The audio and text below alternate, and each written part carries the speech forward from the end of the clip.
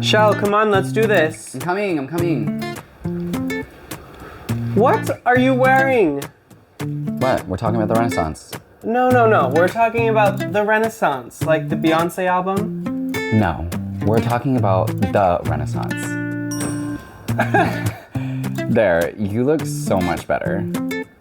I guess. It should cost $1 billion to look this good. Hello, you historical heathens. I'm Tyler. And I'm Sheldon. Welcome to Lavender Lingo. Today we're talking about the Renaissance. No, not the Beyonce album.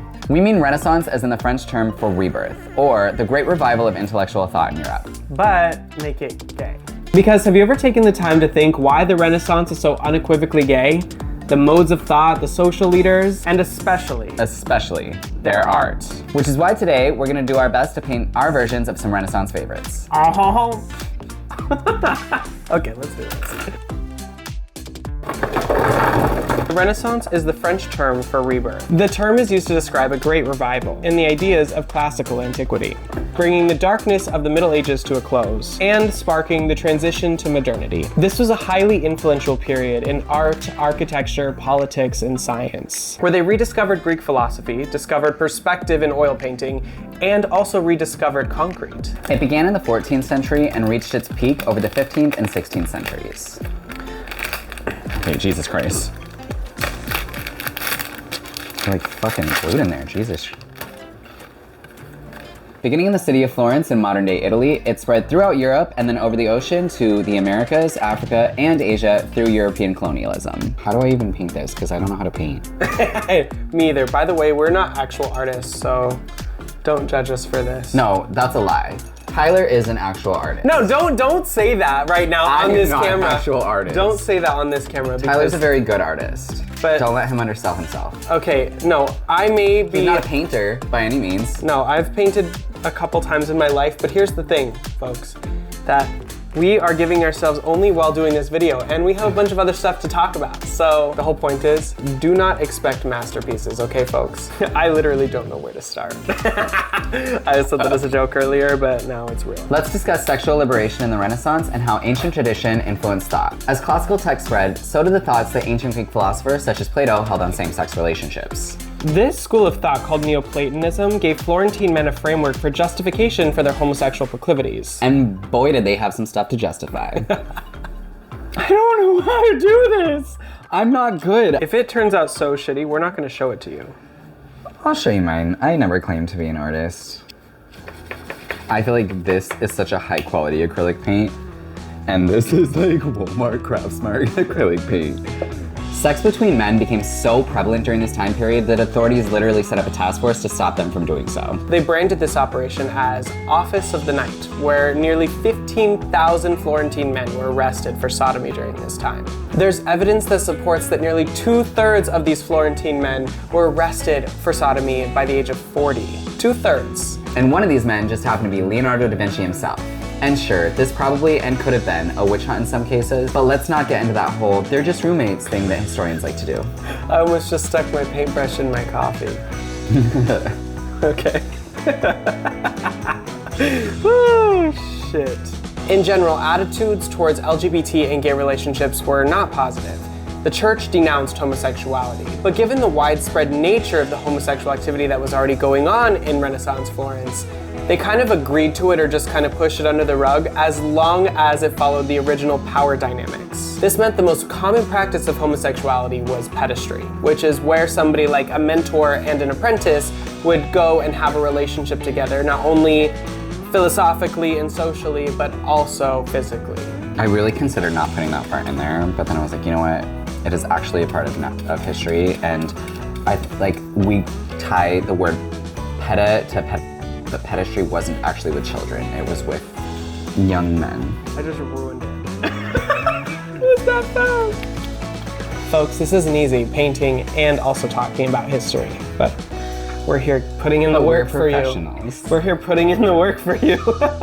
Now we're going to discuss some of the LGBT figures in Renaissance history. First up is none other than Michelangelo. There's so much evidence that Michelangelo was gay. I mean, really, just look at any of his work. Many of his works use homoerotic depictions of men. It was also known that he showed deep affection for a young Italian nobleman named Tommaso di Cavalieri. And his relationship with Cavalieri is specifically referenced in both Ganymede and Titius, two pieces of art that blatantly display a use of Neoplatonic thought. He also modeled this piece, The Genius of Victory, after Cavalieri, and as with many of his later works, he signed this piece using his own image. In this instance, with his face emerging from between Cavalieri's legs. Da Vinci was almost certainly gay. And he was known to have a close relationship with at least two of his apprentices. The first, Gian Giacomo Capriotti, known to Leonardo as Salai? Salé, I think is what it would be in yeah, probably Salé. Italian. It's believed that he used Salé's form and facial structure in many of his most famous artworks. And the second, a Milanese nobleman, Francesco Merzi. Leonardo spent a good portion of his life involved with these two men, using them as muses in many of his artworks, and even leaving his intellectual legacy to Melzi after his death in 1519. How's it going, Sheldon? It's going okay. I have my base down. I think I'm almost ready. Oh my to gosh, start you have your base down? For real? Yeah. I'm not even close to that. I mean, I am the artist in the relationship, so. Next on our list is Marsilio Ficino. Marsilio was an intellectual leader of the Renaissance and was actually the first person to coin the term Platonic love. Ficino was a scholar who was responsible for translating many of the ancient Greek texts and, coincidentally, also shared their desire for the male form. He harbored a deep affection for the poet Giovanni Cavalcanti and even wrote a love letter to him once, stating, "Although I am not confident that I can follow in the footsteps of such men in their heavenly journey, there is nevertheless one thing that I have acquired in full measure from the study of sacred philosophy, virtue, and truth, the joyful company of the man most dear to me." In fact, Ficino is actually credited with the creation of the love letter. No way that's true. He's credited with it.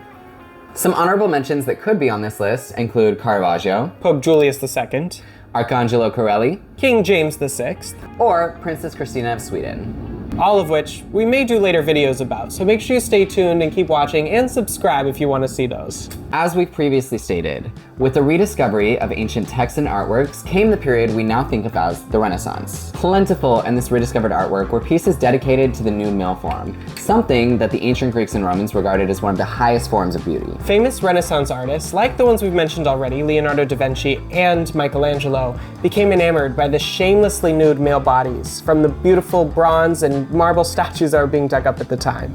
And then, of course, with this obsession, you started to see these bodies creep into some of their most famous artwork. Some examples of this include the 1615 painting of Saint Sebastian by Guido Reni. Prior to the Renaissance, Saint Sebastian was depicted as an older, bearded, and largely unappealing man. Renaissance depictions are much more like this: youthful, naked, chiseled muscles, and wearing an expression that walks the line between agony and ecstasy. We also have St. John the Baptist by Leonardo da Vinci in 1516. Leonardo's apprentice and lover, Salé, served as the muse for the depiction of the John the Baptist. Notice the seductive expression and the suggestive nature of the finger.